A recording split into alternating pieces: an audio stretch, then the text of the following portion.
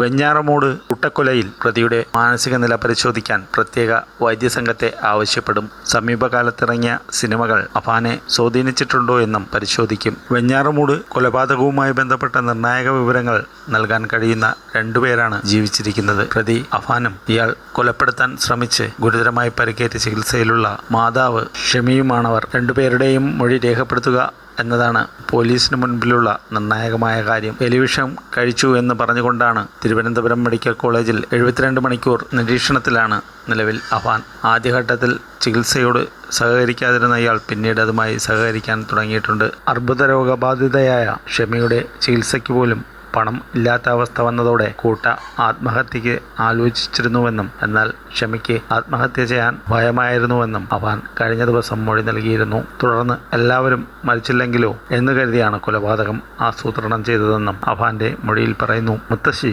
സൽമ ബീവിയെ കൊലപ്പെടുത്തിയ ശേഷം എടുത്ത മാല ധനകാര്യ സ്ഥാപനത്തിൽ പണയം വെച്ചപ്പോൾ ലഭിച്ച തുകയിൽ 40,000 രൂപ കടം വീടാൻ ഉപയോഗിച്ചു. നേരത്തെ ആസൂത്രണം ചെയ്താണ് കൊലപാതകം നടത്തിയതെന്നും പോലീസിനോട് അഫാൻ സമ്മതിച്ചിട്ടുണ്ട്.